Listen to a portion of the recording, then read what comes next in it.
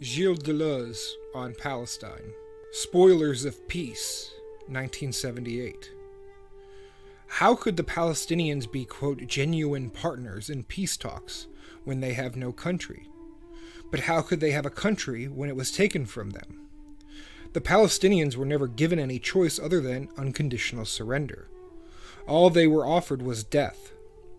In the Israeli-Palestinian conflict, the actions of the Israelis are considered legitimate retaliation, even if their attacks do seem disproportionate.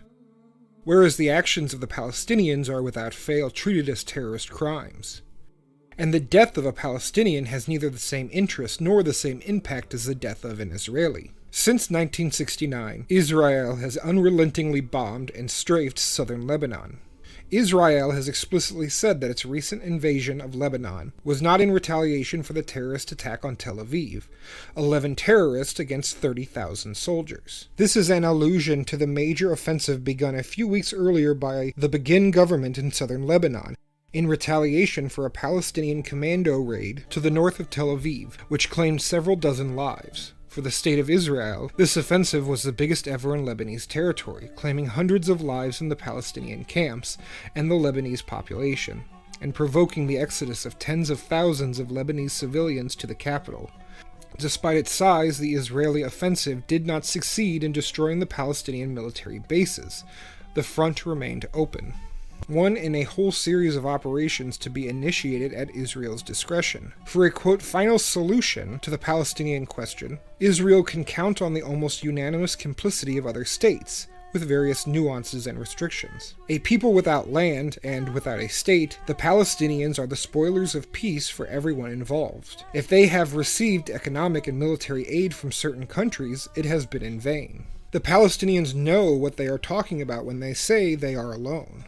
Palestinian militants are also saying that they have managed to pull off a kind of victory. Left behind in southern Lebanon were only resistance groups, which seem to have held up quite well under attack. The Israeli invasion, on the other hand, struck blindly at Palestinian refugees and Lebanese farmers, a poor population that lives off the land. Destruction of villages and cities, and the massacre of innocent civilians have been confirmed. Several sources indicate that cluster bombs were used. This population of southern Lebanon, in perpetual exile, keeps leaving and coming back under Israeli military strikes that one is hard-pressed to distinguish from acts of terrorism. The latest hostilities have ousted more than 200,000 from their homes, now refugees wandering the roads. The State of Israel is using in southern Lebanon the method which proved so effective in Galilee and elsewhere in 1948. It is Palestinizing southern Lebanon. Palestinian militants for the most part come from this population of refugees. Israel thinks it will defeat the militants by creating more refugees, thereby surely creating more militants. It is not merely because we have a relationship with Lebanon that we say Israel is massacring a fragile and complex country.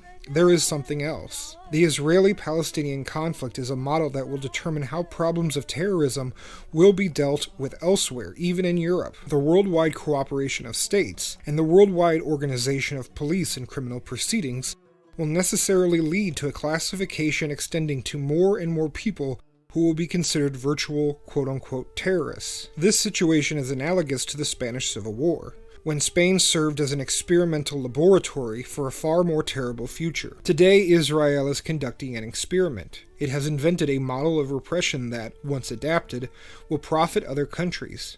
There is great continuity in Israeli politics. Israel believes that the UN resolutions verbally condemning Israel, in fact, put it in the right. Israel has transformed the invitation to leave the occupied territories into the right to establish colonies there. It thinks sending an international peacekeeping force into southern Lebanon is an excellent idea, provided that this force, in the place of Israeli forces, transform the region into a police zone, a desert of security. This conflict is a curious kind of blackmail, from which the whole world will never escape unless we lobby for the Palestinians to be recognized for what they are, quote-unquote genuine partners, in peace talks. They are indeed at war, and a war they did not choose.